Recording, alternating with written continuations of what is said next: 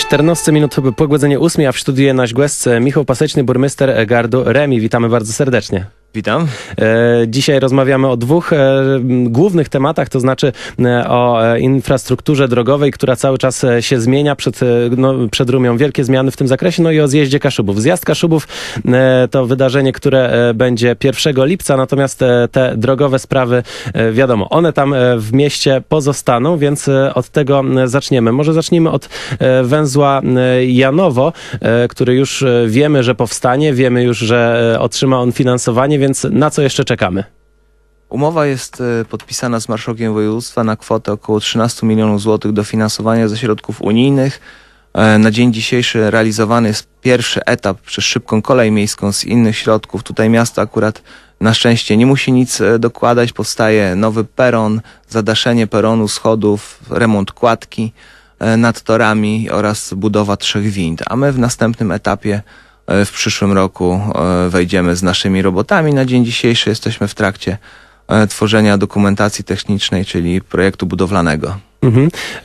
Jakie tutaj elementy infrastruktury ulegną zmianie?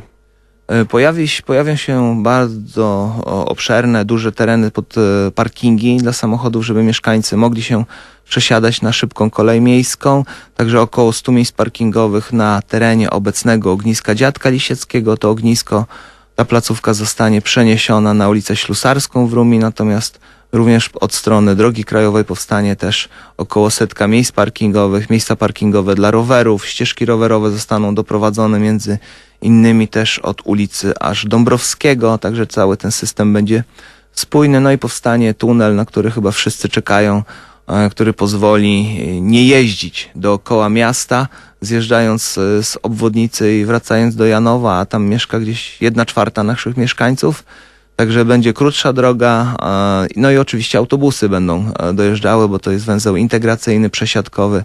Także chcemy obronić się przed wzrastającą ilością samochodów, no bo nie tylko Rumia, ale cały powiat wejherowski i pucki się rozbudowują, w związku z czym musimy dbać o naszą infrastrukturę, poszerzać możliwości rozjazdów, czyli tworzyć następne nitki, no i będziemy walczyć. Tak jest. Problemy korków oczywiście wszyscy dobrze znamy, między innymi jeżeli podróżujemy między Rumią a Trójmiastem, Gdynią, to tutaj czy ulica Hutnicza, czy Morska zawsze są problematyczne. No i tutaj naprzeciw temu wychodzi droga 3 powiatów, w której też partycypuje Rumia. Gdzie ona będzie przebiegać dokładnie? Droga 3 powiatów, czyli tak zwana Popiołówka, droga, którą kiedyś rurociągami popioły były przesyłane na hałdy. Obecnie jest tam wąska, taka około 3-metrowa droga asfaltowa, wykorzystywana przede wszystkim jako ścieżka rowerowa i dla osób, którzy mają przepustki wjazdowe z gminy Kosakowo. Natomiast my wspólnie z gminami, czyli z Kosakowem, z Gdynią oraz z powiatami, z powiatem wejherowskim, powiatem puckim, chcielibyśmy docelowo wybudować pełnowartościową drogę, która nie tylko będzie służyła mieszkańcom, ale również skomunikuje ogromne setki hektarów terenów przemysłowo-usługowych, które na dzień dzisiejszy nie przynoszą dochodów samorządom w postaci podatków od nieruchomości, w postaci miejsc pracy, czyli mniejszego obciążenia MOPS-u, czy wreszcie krótszej drogi do pracy dla wielu naszych mieszkańców, którzy docelowo również by robili wtedy więcej zakupów w naszym mieście. Także to by były same korzyści. No, na dzień dzisiejszy jest podpisany list intencyjny i będziemy walczyli teraz o środki finansowe na dokumentację techniczną. Chcemy skorzystać z jednego programu współpracy transgranicznej. Mamy nadzieję, że to się uda, że nie będziemy tylko własnych środków, z własnych budżetów wykładali, ale również środki zewnętrzne. Czyli Rumia tutaj ma ambicje, żeby stać się też takim rajem dla inwestorów. No tak, chcielibyśmy bardzo, bo im więcej usług, im więcej działalności gospodarczej w danym mieście, no to zdecydowanie te miasta mają znacznie większe dochody, w związku z czym mogą realizować ogromne inwestycje, jeśli chodzi o potrzeby mieszkańców. Tak jest. Tutaj jeżeli jeszcze chodzi o drogę 3 powiatów, to właśnie w internecie pojawiają się pytania mieszkańców, czy miasto i czy w ogóle osoby partycypujące w tej drodze 3 powiatów przygotowały się na to, że jest to teren torfowy, więc czy pod względem wód gruntowych i tych spraw środowiskowych wszystko jest też tutaj dopięte.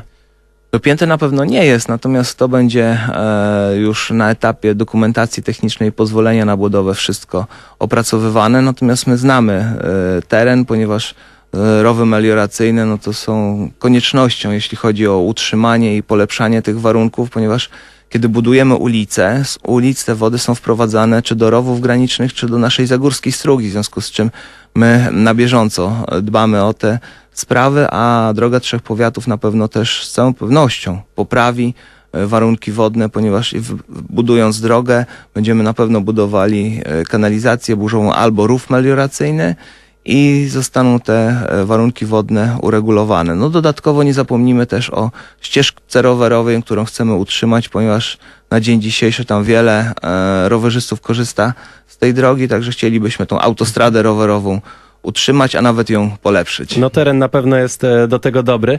Kolejne sprawy jeszcze drogowe to m.in. rondo Pomorskiej i Gdańskiej oraz ulica Bątkowskiego. Tutaj no, większą rolę jakby odgrywa też wyższa instancja, że tak powiem, czyli powiat. Natomiast miasto Rumia też tutaj bierze udział w tej inwestycji, prawda?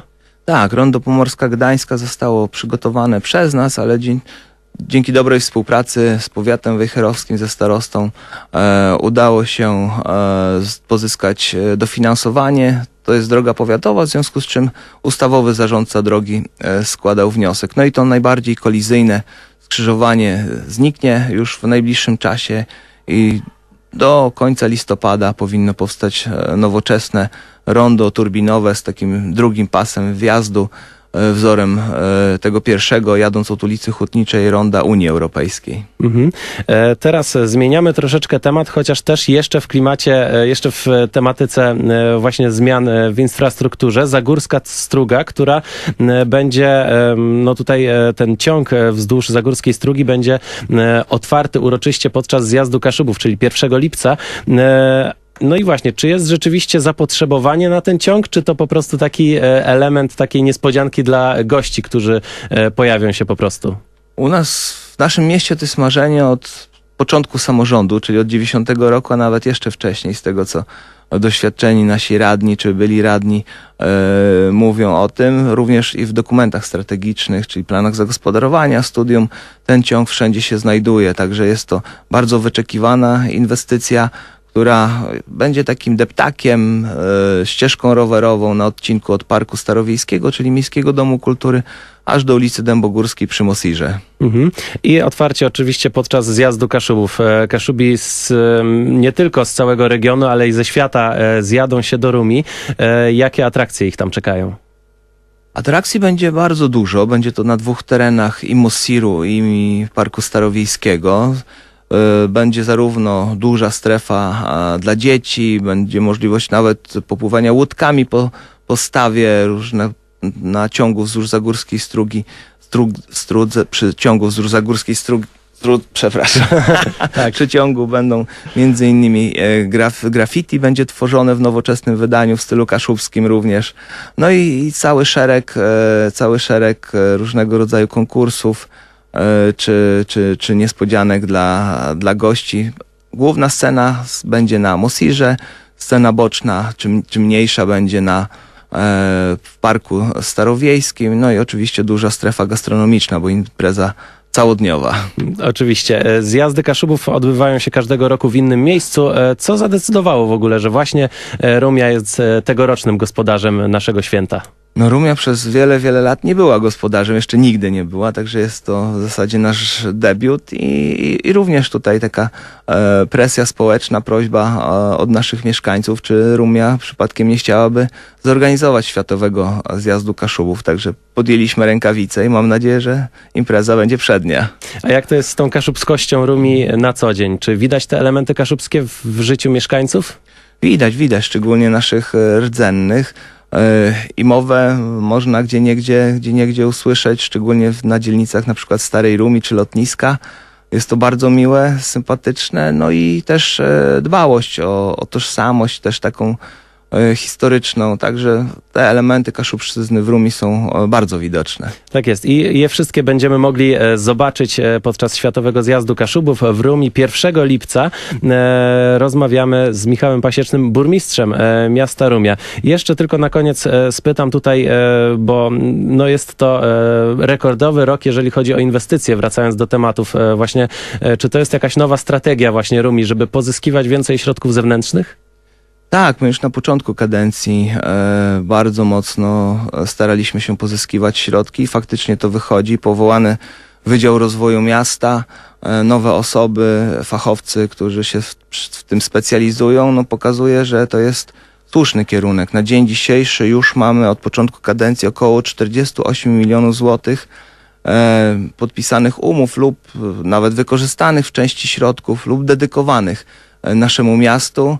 Także no teraz coraz więcej ludzi potrzebnych jest z kolei do przerobienia tych inwestycji czy działań społecznych, bo to i Wydział Inżynierii, i działania społeczne związane z przedszkolami, ze szkołami, z nauką pływania. To nie tylko inwestycje, to jest kilkanaście różnego rodzaju projektów, ale faktycznie na inwestycje to są te największe środki.